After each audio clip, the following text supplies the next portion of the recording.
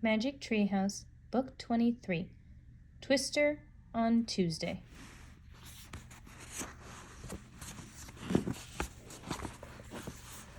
Prologue.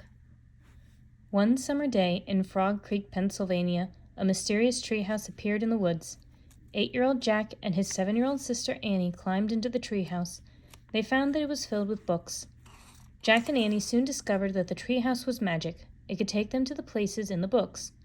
All they had to do was point to a picture and wish to go there.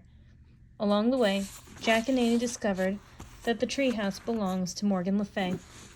Morgan is a magical librarian from Camelot, the long-ago kingdom of King Arthur. She travels through time and space gathering books. In Magic Treehouse, books 5 to 8, Jack and Annie help free Morgan from a spell. In 9 to 12, they solved 4 ancient riddles and became master librarians. In Magic Treehouse, books 13 to 16, Jack and Annie had to save 4 ancient stories from being lost forever. In Magic Treehouse, books 17 to 20, Jack and Annie freed a mysterious little dog from a magic spell. In Magic Treehouse, books 21 to 24, Jack and Annie have a new challenge. They must find 4 special kinds of writing from Morgan's library to save Camelot. They are about to set off to find the third of these. Chapter 1. Tuesday. Jack opened his eyes. Sunlight streamed in through the window. Tuesday, he whispered. Morgan's note had told him and Annie to come back to the Magic Treehouse on Tuesday.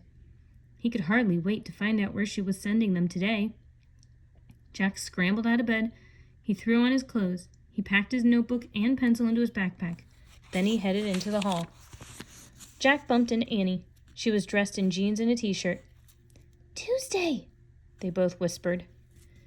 Together, they hurried down the stairs. Mom, Dad, we're going out for a few minutes, Jack shouted. Don't you want breakfast first? His father called from the kitchen. When we get back, said Annie. They rushed out the front door. They ran down their street in the bright summer light. A warm wind gently shook the trees as Jack and Annie headed into Frog Creek Woods. Soon, they came to the tallest tree in the woods. The Magic Treehouse waited for them in the high branches. Jack and Annie grabbed the rope ladder and climbed up. Inside the shady treehouse, the note from Morgan was still on the floor. Dear Jack and Annie, Camelot is in trouble.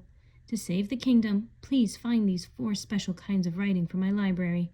Something to follow, something to lead, something to learn, something to lend. Thank you, Morgan. Okay, said Jack. We have the first writing, something to follow. He picked up a list from the Civil War. And we have the second, said Annie. Something to send. She picked up a letter from the Revolutionary War. Now we need the third, said Jack. Something to learn. No problem, said Annie. She grabbed a book lying in the corner. I hope we're not going to another war. Jack and Annie looked at the cover. It showed a field of tall green grass. The title was Life on the Prairie. The prairie? Said Annie. We already went to the prairie in the time we went Black Hawk. Yeah, said Jack, remembering their adventure with the Native American boy. He opened the book and turned to a picture of an old-fashioned train crossing the prairie. Oh, he said, I get it. Trains crossed the prairie after the pioneers came. When we went to the prairie before, Native Americans were the only people who lived there. So we must be going to pioneer time, said Annie. I think so, said Jack. He pointed at the picture that showed the train crossing the prairie. I wish we could go there. The breeze picked up. The wind started to blow. The treehouse started to spin. It spun faster and faster. Then everything was still. Absolutely still. Chapter 2. Signs of Life. Jack opened his eyes. He was wearing pants with suspenders and a shirt with the sleeves rolled up. In place of his backpack was a leather bag. Annie was wearing a long dress and sunbonnet. I like my hat, she said. It'll keep the sun off my face. Yeah, except the sun's not shining, said Jack. He and Annie looked out the window. The sky was cloudy. The treehouse had landed in a small grove of trees near a creek. Beyond the trees was a wide open prairie. Green grass and wildflowers swayed in a chilly wind. In the distance, A train puffed across the prairie. Sparks of fire came out of its smokestack. Huge clouds of black smoke billowed into the gray sky. "Wow," said Jack. He looked at the picture of the train in their book and read, "After the Civil War, the U.S. government built railroads to link the eastern and western parts of the country. By the 1870s, steam engines carried people across the Kansas prairie." Jack pulled out his notebook and wrote, 1870s, trains across Kansas. "Let's get going," said Annie. "We have to find that special writing for Morgan." She started down the ladder. Jack packed his things in his leather bag and climbed down after her. When he stepped onto the ground, Jack looked toward the west. The train was gone. Only a thin trail of smoke floated across the sky. "That train was cool," said Jack. "Yeah, and so is that," said Annie. She pointed in the other direction. Far away, in the distance, a line of covered wagons rolled through the rippling grass. Their white coverings billowed in the breeze. Jack pulled out the research book.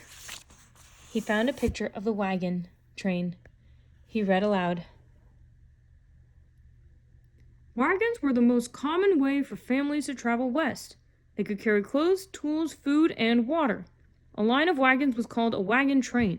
The white cloth covering over the wagons also made them look like sailing ships or schooners. For this reason, covered wagons were sometimes called prairie schooners." Jack looked at the wagons again. They did look like ships sailing across a rippling green sea. He wrote in his notebook, "Covered wagons equals prairie schooners." "Let's get a closer look," said Annie. She took off across the grass. Jack put away his things and ran after her. As they ran, the wind began to blow harder. The clouds overhead grew darker. "Wait, wait!" Jack finally called to Annie. "We'll never catch up to it." They both stopped running. Panting, they watched the wagon train vanish over the horizon. Jack took a deep breath. "What now?" he said. They looked around. All Jack could see was the distant grove of trees with the treehouse. With the train and wagon train gone, there were no signs of life anywhere. No pioneer cabins, no Native American teepees.